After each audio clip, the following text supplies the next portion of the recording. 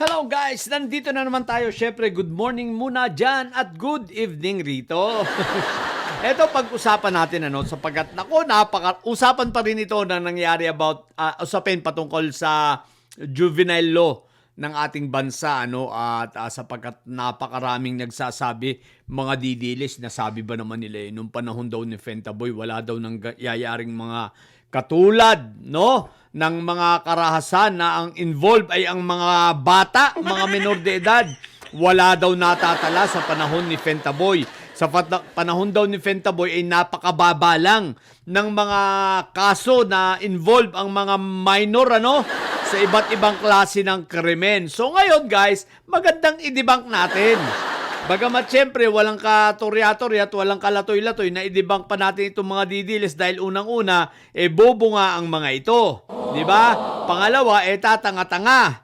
Diba? Pangatlo, walang pinag-aralan. O, diba ga? So, pero dun sa mga medyo naloloko nitong mga ito, kailangan nating i-debunk at ipakita natin ang katotohanan sa panahon at sitwasyon ng kanilang tatay na preso at karton.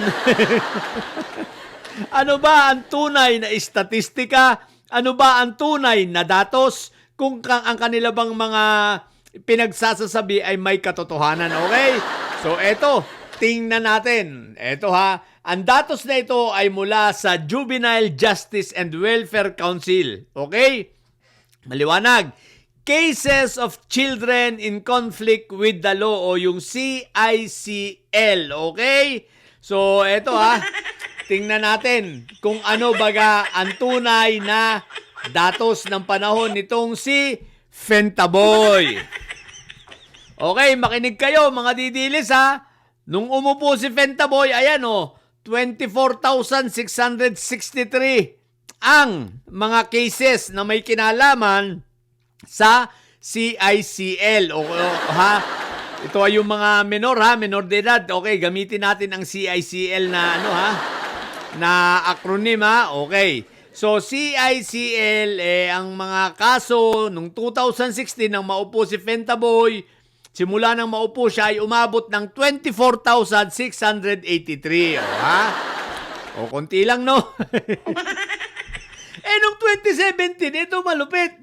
Nung 2017, tumaas. Magkano tuloy? Ilan?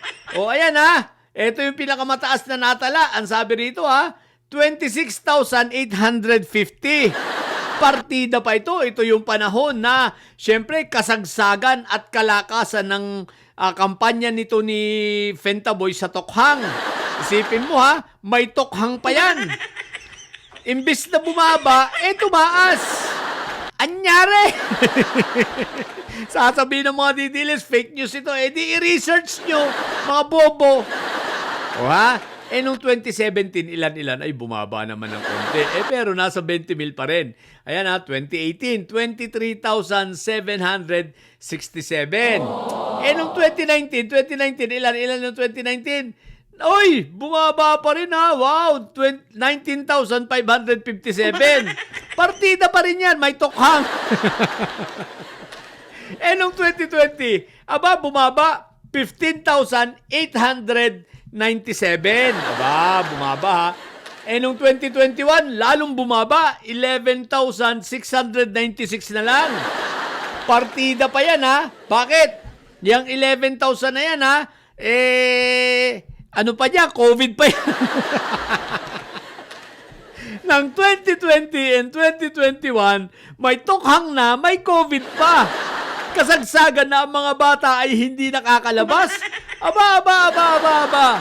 Pero dahil nga normal na ang kasamaan ng ugali, kagaspangan, normal ang mga pinagagagawa nito ni Fentaboy na pinapakita niya sa mga kabataan na normal lang ang gumawa ng krimen. Dahil nga ito ay gawain niya at sinabi pa niya nung bata pa siya, 16 years old pa nga lang daw siya, nananaksak na siya, ganyan. So, naging normal. Kaya ayan, kita nyo naman partida, may Tokhang pa yan. 2021, 11,696. Teka, tingnan natin, ilan nung pagkaupo naman ni PBBM? Ilan na lang, no? Nung pagkaupo ni Tito Bongbong natin. Ilan nung 2022?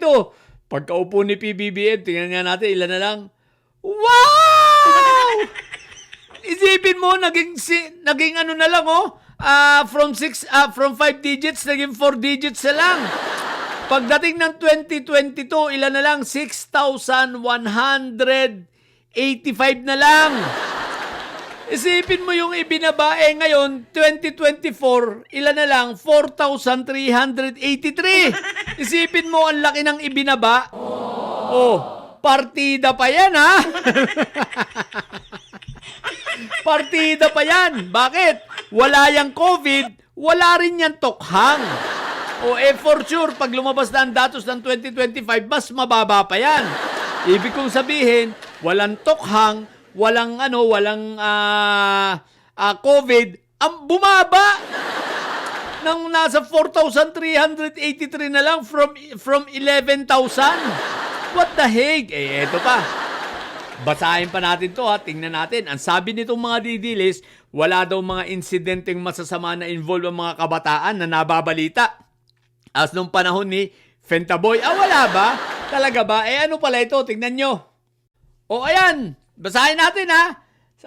September 20, September 2016. Ang sabi rito, ha, Vilma Cabactol, a public school teacher at the Pedro and Roa National High School in Cagayan de Oro was stabbed dead by her 15-year-old students.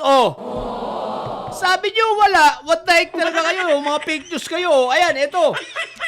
October 2018, public school teacher Mylene Durante, 23 years old, was fatally stabbed by a 17-year-old. Pero ano pa rin, minor pa rin. By a 17-year-old grade 12 student inside the principal's office at Oringon Elementary School in Pio Durantown, Albay. Ano wala? Ito, July 2019. Ito pa pala, ha? Ito pa, ha? The teacher is 11 with grade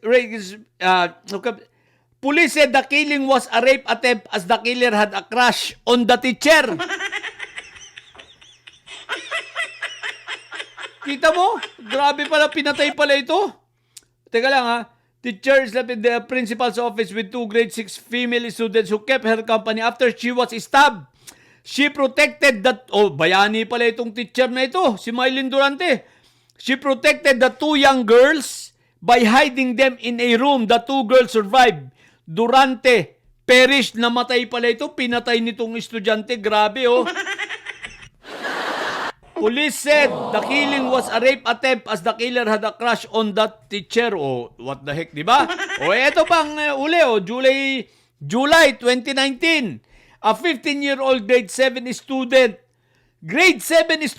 was shot to death inside this classroom at the Castor Alvar National High School in Calamba City, Laguna. The killer was a security guard who entered the school premises with construction workers. The victim had earlier filed a case of sexual abuse against the killer. Isipin mo, isang 15 anyos naman, pinatay sa loob ng school. Ang pumatay, security guard. Isipin mo yon. Sabi nyo wala. Sinungaling kayo talaga kayo mga didis. Kaya huwag nyo nang ibida si Fentaboy ninyo. Dahil maraming kapalpakan. Kumbaga sa kapalpakan ng kanyang administrasyon, hitik na hitik.